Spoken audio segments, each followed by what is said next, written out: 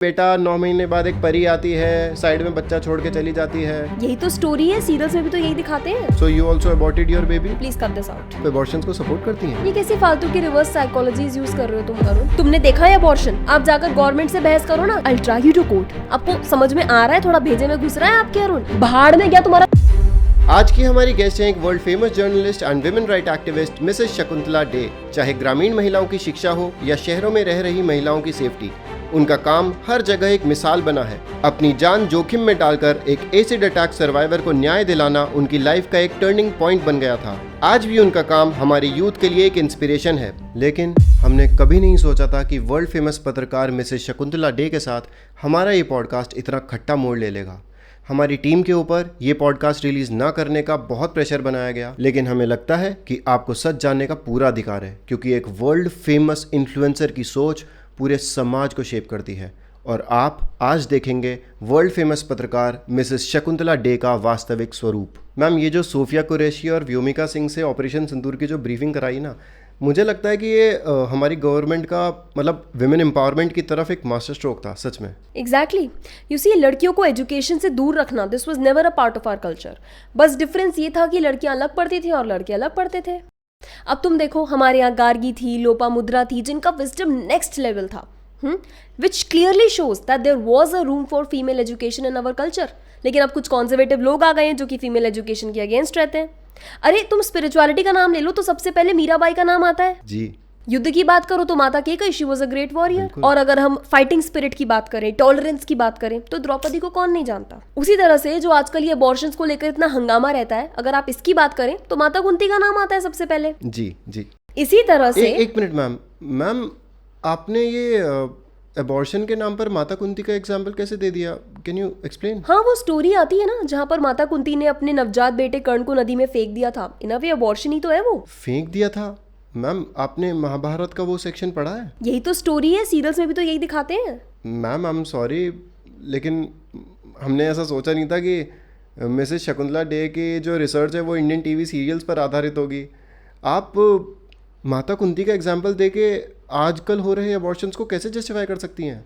तो क्या उन्होंने अबॉर्शन नहीं करा था? She got rid of Karna, simple. Ma'am, सबसे पहले तो माता कुंती को कर्ण एक ब्लेसिंग के रूप में प्राप्त हुए थे सूर्यदेव के द्वारा। माता कुंती कर्ण को अपने गर्भ में महीनों तक कैरी नहीं कर रही थी। सेकंड चीज़ ये कि माता कुंती मेड श्योर कि कर्ण को एक ब्रीदेबल बास्केट में नदी में इस तरह छोड़ा था कि वो आगे किसी को मिल जाए।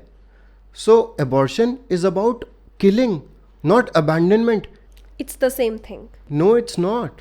मैम देखो, प्लीज़ बुरा मत मानना, लेकिन बस एक एग्जाम्पल है। लेकिन आपने भी तो अभी अपने बच्चे को अमेरिका भेजा है ना पढ़ने के लिए, तो क्या मैं ये कह सकता हूँ you got rid of your baby so you also aborted your baby? No, of course you didn't. Look Arun ji, this is getting personal, please cut this out. Ma'am, आपने हमारी संस्कृति की एक महान पर्सनालिटी के बारे में भी तो एक पर्सनल रिमार्क दिया ना, so was it not personal? It was personal for me. माता कुंती का कर्ण को नुकसान पहुंचाने का कोई इरादा नहीं था। इनफैक्ट वो पूरी तरह से श्योर थी that Karna will get into the right hands, which actually happened. Look, हम पॉडकास्ट शुरू करते हैं, okay? Just leave this out. Ma'am, अच्छा, मेरा एक क्वेश्चन है। पॉडकास्ट शुरू तो हम कर ही चुके हैं वैसे, बट एक चीज़ है कि आपने अभी अभी जो बोला, तो मुझे उससे ऐसा प्रतीत हो रहा है कि आप अबॉर्शंस को सपोर्ट करती हैं। Yes, of course. माँ बनना एक महिला के लिए इट्स अ बिग डील। मतलब उसका उस स्थिति पर पूरा कंट्रोल होना चाहिए। वेरी ट्रू मैम, लेकिन ये कंट्रोल कंसेप्शन से पहले दिखाओ ना, बाद में क्यों दिखाना है? आप अबॉर्शंस के अगेंस्ट हैं अरुण जी? मैं वायलेंस के अगेंस्ट हूँ ma'am, and abortion is not just violence against the baby, लेकिन ये माँ के लिए भी जानलेवा है। सो येस, इन अ वे मैं अबॉर्शन के भी अगेंस्ट हूँ। वायलेंस के लिए ये जरूरी है कि सामने वाला लिविंग बीइंग हो, उसमें जान हो। और अबॉर्शन में जिस चीज को हटाया जाता है, जिस चीज को एलिमिनेट किया जाता है, वो और कुछ नहीं, बस कुछ रैंडम सेल्स हैं। मैम, आप जिस चीज़ की बात कर रही हैं, आप और मैं उसी चीज़ का तो ग्रोन फॉर्म है। अगर आप और मैं लिविंग हैं तो वो चीज़ भी तो लिविंग ही होगी ना। ओके, यस, हम उसी के डेवलप्ड वर्जन्स हैं। लेकिन जिस टाइम पर उन सेल्स को टर्मिनेट किया जा रहा है, उस चीज़ को टर्मिनेट किया जा रहा है, उस टाइम पर तो वो लिविंग नहीं है ना। आप किसी भी क्राइम को उसके फेस वैल्यू पर ही तो क्राइम बोलोगे ना। मतलब जिस समय वो क्राइम हो रहा है उस समय उस चीज़ की क्या स्थिति थी। अगर आप आगे की पॉसिबिलिटीज़ को मैनिफेस्ट करके उसको क्राइम बोलने लग जाओगे अरुण, तो ऐसी बहुत सारी चीज़ें क्राइम होने लग जाएंगी। एग्जाम्पल के तौर पे आप समझो, जैसे लगा लो आप एक आम का पेड़ है और यदि आप उसको काटोगे तो वो तो बंदा आपको रोकेगा ही, लेकिन वहीं इधर उधर अगर उस आम की गुठलियां पड़ी हुई हैं और आप उसे कहीं पर भी फेंक दोगे तो आपको कोई कुछ कहेगा ही नहीं ना। आपको समझ में आ रहा है, थोड़ा भेजे में घुस रहा है आपके अरुण? मैम आपसे ये किसने कह दिया कि वो सेल्स नॉन लिविंग है? ये तो कॉमन सेंस की बात है। अच्छा चलो आप ये बताओ कि आपके अकॉर्डिंग लाइफ कब शुरू होती है? जब बच्चा पैदा होता है, बिकॉज तभी वो खा सकता है, रोता है, हंसता है। बेसिकली जो लाइफ के विजिबल पैटर्न्स हैं वो आपको तब दिखते हैं एंड तभी वो लिविंग बीइंग कहलाता है। तो आपके स्टैंडर्ड के हिसाब से अगर हम किसी को एनेस्थीसिया दे दें और अगर उसे मार दें तो तब तो वो क्राइम नहीं कहलाएगा? या फिर अगर हम आज बाहर निकलकर सारे कोमा पेशेंट्स को मार दें तो क्योंकि वो लाइफ के विजिबल पैटर्न्स शो नहीं कर रहे हैं तो उनको मारा जा सकता है and it will not be termed as crime, right? ये कैसी फालतू की रिवर्स साइकोलॉजीज यूज कर रहे हो तुम अरुण? ये जो है कोमा में जाना, एनेस्थीसिया देना, ये सब कुछ टेम्पररी कंडीशंस हैं और कुछ टाइम बाद ये लाइफ के विजिबल पैटर्न्स शो करेंगे ही करेंगे। मैम तो यही सेम बात तो मैं कह रहा हूँ, वो जो एम्ब्रियो है, जाइगोट है, वो अभी टेम्परेरीली कुछ समय के लिए लाइफ के विजिबल पैटर्न्स शो नहीं कर रहा है जो आप एक्सपेक्ट कर रही हैं। कुछ समय बाद वो भी तो शो करेगा ना। वेल इन दोनों केसेस में एक बहुत बड़ा डिफरेंस है अरुण। बताइए। ये सारे लोग फिजिकली इनएक्टिव हैं लेकिन सांस ले रहे हैं, वेयरएज वो जो अनबॉर्न चाइल्ड है, वो जो चीज है, वो सांस भी नहीं ले रही है। मैम वो सांस ले रहा है, वो माँ की अम्बिलिकल कॉर्ड के थ्रू ऑक्सीजन इंटेक कर रहा है और कार्बन डाइऑक्साइड रिलीज कर रहा है। लंग से ही तो सांस नहीं ले रहा है लेकिन सांस ले रहा है। Oh please. मैम ब्रीदिंग की परिभाषा ये नहीं है कि कोई व्यक्ति लंग्स यूज करके इनहेल और एक्सहेल कर रहा है, नहीं। ब्रीदिंग की सिंपल सी परिभाषा ये है कि कोई एक लिविंग ऑर्गेनिज्म ऑक्सीजन इंटेक कर रहा है और कार्बन डाइऑक्साइड रिलीज कर रहा है या नहीं। अब आप एक बात बताइए, मछलियाँ बिना लंग्स के इनहेल एक्सहेल करती हैं, तो क्या अब मछलियाँ भी आपके लिए नॉन लिविंग हो गई? तो हमारी गवर्नमेंट पागल है, हमारी जुडिशरी पागल है, उन्हें तो इन अबॉर्शन के केसेस को भी डेथ रेट में शामिल करना चाहिए, है ना? देखो गवर्नमेंट या फिर सोसाइटी इसको पोटेंशियल डेथ मानती ही नहीं है। मैम लाइफ और डेथ से रिलेटेड डिसीजंस लेने का हक मेडिकल साइंस और डॉक्टर के पास होना चाहिए, ना कि गवर्नमेंट या सोसाइटी के पास। और मेडिकल साइंस, इनफैक्ट वर्ल्ड के टॉप एम्ब्रियोलॉजिस्ट क्या मानते हैं? Doctor Keith L Moore, professor of anatomy and embryology, जिनकी टेक्स्ट बुक्स दुनिया भर के मेडिकल इंस्टीट्यूट यूज़ करते हैं और एम्ब्रियोलॉजी का एक अथॉरिटेटिव सोर्स भी मानते हैं। उनका क्या कहना है? Human development begins at fertilization when a male gamete unites with a female gamete, a new human organism is formed.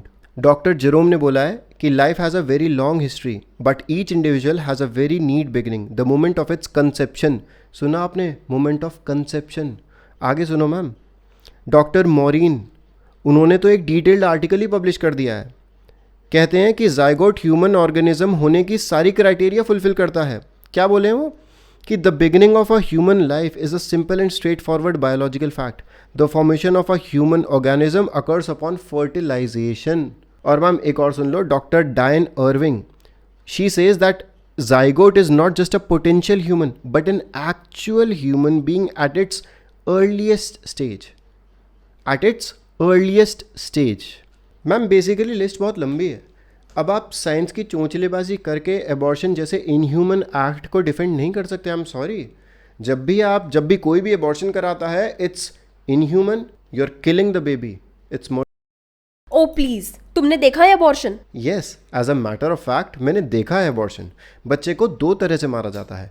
पहला, साइनाइड पॉइजन को उसके स्पाइनल कॉर्ड से इंजेक्ट किया जाता है, जिससे बच्चा झटपटाता है, तड़पता है और फिर सिकुड़ के मर जाता है। दूसरा ऑप्शन है, उस बच्चे का खाने और पीने के साथ कनेक्शन काट दिया जाता है। जब वो भूख और प्यास से तड़प के मर जाता है तब उसको बाहर निकाल लिया जाता है।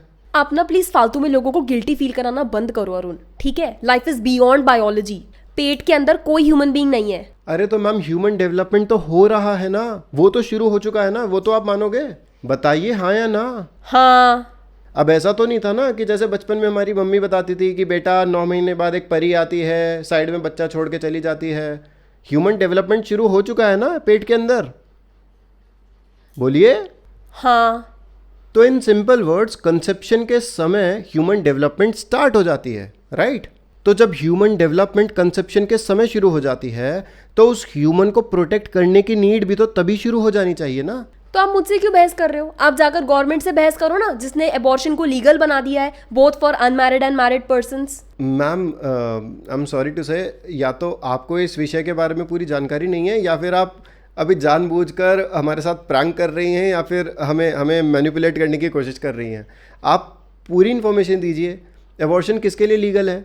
अबॉर्शन उसके लिए लीगल है जो रेप विक्टिम्स होते हैं या फिर जो लोग डिलीवरी के समय लाइफ थ्रेटनिंग सिचुएशन में पड़ जाते हैं, सिर्फ उनके लिए लीगल है। और एबॉर्शन के कितने केसेस रेप विक्टिम्स या फिर ऐसी पर्टिकुलर सिचुएशन से निकल के आते हैं? 1% से भी कम, 1% से भी कम। उसके अलावा जितने भी एबॉर्शन के केसेस हैं सब इलीगल हैं, सब मर्डर है। तो लीगली ये क्लियर है कि स्पेशल केसेस की आड़ में आकर एबॉर्शन करा लेना या फिर किसी भी फॉर्म ऑफ लाइफ को टॉर्चर करना ये इलीगल और क्रिमिनल ऑफेंस ही माना जाएगा। अरे काहे का टॉर्चर? 20-24 हफ्ते तक तो फीटस को पेन ही फील नहीं होता, और जो थैलेमा कॉर्टिकल कनेक्शंस होते हैं जिसकी मदद से वो पेनफुल सेंसेशंस को फील कर सकता है, वो 24 हफ्ते से पहले डेवलप ही नहीं होते। तो कैसा टॉर्चर? तो मैम अभी बताया ना, अगर मैं आपको अभी एनेस्थीसिया का इंजेक्शन लगाकर जान से मार दूं then I can walk free, because आपको मरते समय किसी भी प्रकार का पेन फील तो होगा नहीं, है ना? ये सब कट कर देना, ओके?